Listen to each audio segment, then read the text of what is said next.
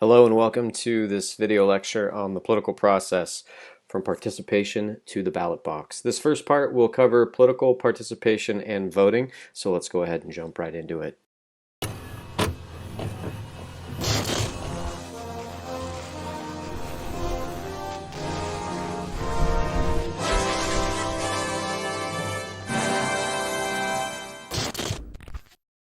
Welcome back to part one of this video lecture, which focuses on political participation and voting.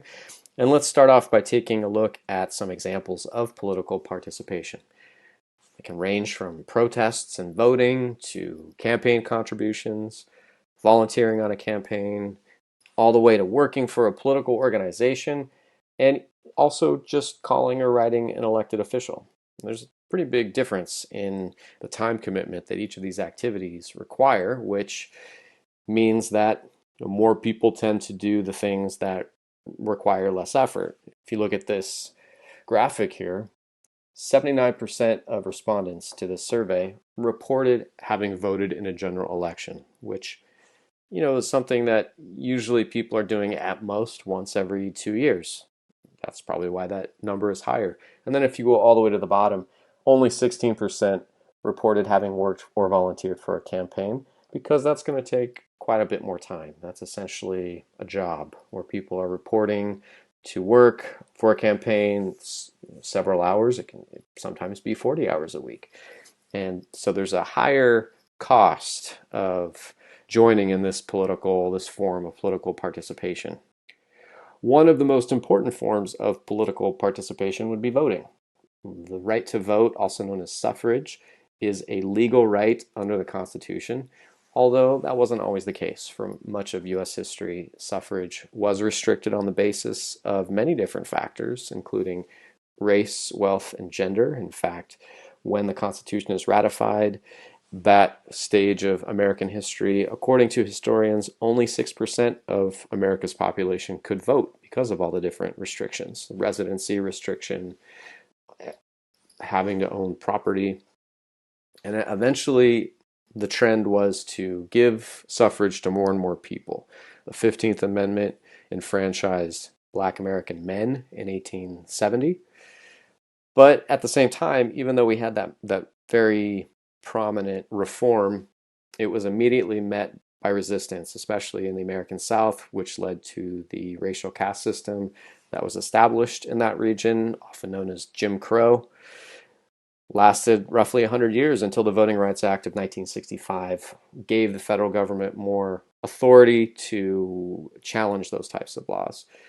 Of course, the 19th Amendment in 1920 enfranchised women, and one kind of lesser known amendment, which is the 26th Amendment, lowered the voting age to 18 in 1971, which added a large number of people suddenly to be eligible to vote. What's interesting is that the United States actually has fairly low voter turnout nationally, especially if you compare it to other countries. For instance, Sweden tends to have turnout rates of around 85%, Germany around 70%, whereas in the United States, turnout in presidential elections tops out around 60% at best, at least for the last 50 or 60 years. And then when we go to non-presidential election years, which would be midterm elections in the every 2 years after a presidential election, turnout really drops off. For instance, in 2014, we only had 36% turnout in that midterm election. And if you look over here on the right-hand side of the screen, you can see a graphic that shows voter turnout all the way back, starting in 1892, all the way up to 2018. And as you can see, we used to have much higher turnout, up, almost 75% in presidential elections. So it's gone down a little bit, but it's still lower than in a lot of Western democracies. And what's interesting is that we can slice that data and we can look at different groups within the population, and we can find different groups that tend to participate at different rates. And two of the most useful pieces of data or data signifiers that help us with that information is looking at education and income levels. There's a very high correlation between those two things and how often people participate politically. The most common way that Americans now participate in politics, besides voting, is digital political participation. And that runs a pretty wide range. That can be just visiting a candidate's website. It can be organizing events online. It can be signing an online petition. It can be, any of those things, which really just kind of a few clicks in a few minutes, and boom, you are now participating politically. Social media is another form of digital political participation, and even though it's not something where you're necessarily seeing the person, this does count as person-to-person communication, and this is a very effective way for politicians and candidates to mobilize their supporters, meaning getting them into a place where they want to act and volunteer and vote and participate. Digital politics also encourages information gathering and interaction, which is good because it then increases offline or in-person participation, meaning that because it's so much easier to gather information online, much easier than it used to be to gather information politically back when, imagine before the digital age when there was no internet and people had to rely on newspapers or TV, and then even before that, maybe it was radio, and then maybe it was just infrequent newspapers. Well, compared to those times in history, the fact that you can get online and you can find out information about politics is really made it much easier for people to participate. And what we found is that ease leads to people becoming more involved in, everyday in-person life. So going online and participating makes it more likely that somebody might go to a protest or they might go knock on doors for a candidate. Of course, digital political participation also can have massive drawbacks. For instance, in 2016, in the presidential election, the forms of digital political participation, including social media, made those forums targets of hacking, especially by Russian political operatives that sowed misinformation and fake news. Of course, political participation online can also lead to online harassment, bullying, and hate speech, a lot of which is anonymous that makes it hard to stop. Let's take a closer look at who participates. There are a variety of factors that determine who participates, including state electoral laws. Each state can have slightly different laws when it comes to elections, and those different laws can definitely affect turnout rates. Another important factor would be socioeconomic status. This is the most consistent factor in predicting who votes. Individuals are more likely to vote if they have higher levels of education, and that's actually the single most important factor in predicting whether someone will vote. And then income levels is kind of the next most important factor. So if somebody, like say a doctor, somebody with a PhD, they're a medical doctor, very high levels of education, and maybe they're making a lot of money, that individual would be very, very likely to vote just based on the data. And then age is an important factor. Older individuals are more likely to vote than younger folks, which is why campaigns tend to target older voters over younger voters. And that is why when candidates actually do get into office, the policies that they are pushing for are going to be more likely to be policies that older voters would prefer. So turnout is actually really important because it does affect what the government does. Let's take a look at state electoral laws because they're pretty interesting in how they affect participation. So under the Constitution, states can have different laws when it comes to elections, and the states actually have quite a lot of power when it comes to administering elections. And so that leads to very different turnout rates. There can be different registration requirements by state. For instance, in California, the state has moved toward letting voters have a longer period of time to get a mail-in ballot. There are some counties under a pilot program where all voters are automatically sent a mail-in ballot. This was done to try to boost participation, but then there are other states that don't do that. It's all dependent on what each individual state wants to do, and that can actually have a pretty sizable impact on people who are younger, less educated, and less affluent, because these laws can definitely affect their access to the ballot box. One important form of state law that affects elections would be voter ID laws. There are 34 states that have this. This is basically a requirement that forces voters to provide some proof of identity. In 14 states, they require photo ID as that proof of identity. And this has really become a partisan issue. On the one hand, Republicans say that these laws are needed to prevent voter fraud. And then Democrats argue that actually voter fraud is pretty non-existent, and data would support that, and that ID laws are designed to suppress turnout, and that's a little bit more of circumstantial evidence or a circumstantial accusation. Then at the same time, in addition to voter ID laws, there are other barriers to vote that the states have control over. One in particular, which would be regulating how ex-felons vote. 49 states and the District of Columbia restrict voting for ex-felons in some way. And that might not seem like a big deal, but if you think about it in the way that some political scientists and historians have, which is that this is actually very similar to what happened under Jim Crow, where especially Black Americans were prevented from voting.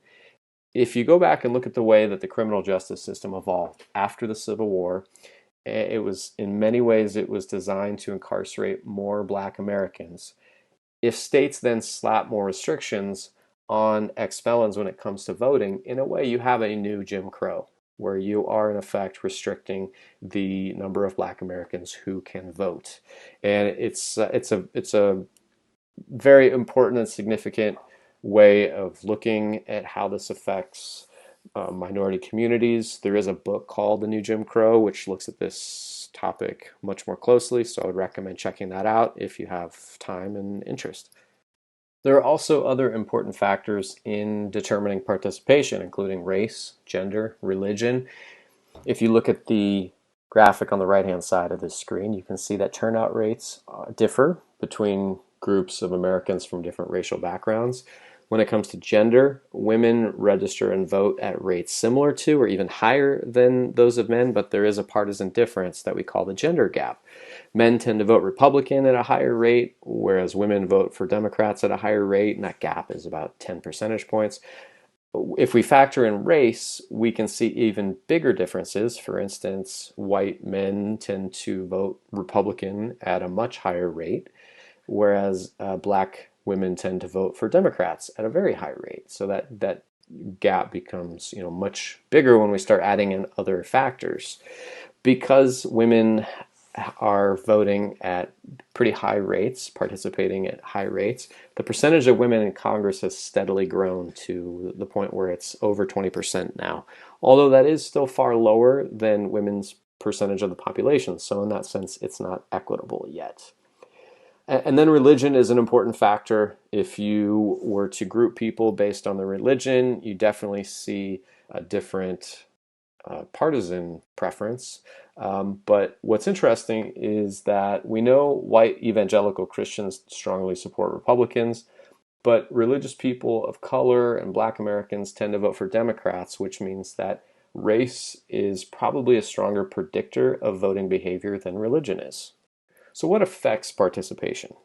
Okay, a key word here is the word mobilization. A critical aspect of participation of voting is whether people are mobilized. And that sounds kind of like jargon, but essentially what that means is when people are mobilized, they participate, they're active, they go out and vote, they get involved, they do things. So how do we get people to do things? How do we mobilize them? That's actually kind of a complicated question. First, it involves figuring out who we need to mobilize. And that's where personal contact, especially through social media, has become really important. And in fact, there's a term called micro-targeting in which campaigns will use public data on people, publicly available data. It's not like they're getting this information somehow in a devious way. You can access this information and figure out who you really need to target. And what they basically do is they look at who are some people on the fence, maybe people who vote a lot, maybe they're not really committed to one party or the other, and we can really target those folks and try to convince them. Or maybe we want to try to get the people who tend to participate a lot. Maybe we want to try to get them to participate even more. And based on the slides previously that I showed you, you can see that you can slice the data down to where you're looking at people by race and gender and income and education, and all that information helps campaigns know who they need to reach out to try to mobilize. And that's much more important than sending loads of mailers or impersonal phone calls, things like social media, reaching out to the right people on social media, or getting people to come out to protest or some type of in-person gathering. That's all much, much more important than kind of these less personal methods. Competitive elections are actually a pretty important thing when it comes to voter turnout. When elections are competitive, people decide that they better get out and vote. But we're going to talk a little bit about gerrymandering in the second part of this lecture. Gerrymandering is where districts are drawn to favor one political party over the other, and that tends to make elections not very competitive, and so people don't turn out as much. That can make the whole political process a little skewed because it can make it very hard for other parties to win and then reverse the law on gerrymandering and try to fix it. So the process in some states can become really stuck in that cycle. And then also there's something called the Electoral College, which you probably heard a little bit about when you read the chapter on the presidency. That creates varied electoral competition in the sense that candidates will tend to target different states more frequently than other states, which we'll talk about here in a moment. And then ballot measures, including initiatives and referenda, which is the plural way of saying referendum, can also increase voter turnout during elections. And in California, we have those elements of our voting system where voters can put ballot measures on the ballot themselves. That's an initiative. And when voters have that type of participation, then they're more likely to go out and vote. And then another factor that's pretty significant when it comes to participation is something called convenience voting, and that's just what it sounds like. It's all about making voting more convenient. And the three most significant ways to do that would be same-day registration, where let's say you did not register to vote ever, but now it's election day and you really want to go vote. In most states, you're kind of out of luck. You should have registered at least a few weeks before election day. But in states that have same-day registration, you can show up the day of the election and you can register and you can vote on that same day. There are permanent absentee ballots where basically automatically in a certain state, a voter can opt to have a ballot sent to them in the mail every single election. California has that. You don't even have to do anything. It's just every election, boom, it comes in the mail, and you don't have to request an absentee or mail-in ballot each time around. And then early voting, which is the option to vote before election day. California has that as well. You can take your ballot in and drop it off for a few weeks leading up to election day. So states can have none of these, they can have one of these, they can have a couple, they can have all. Just depends on the state.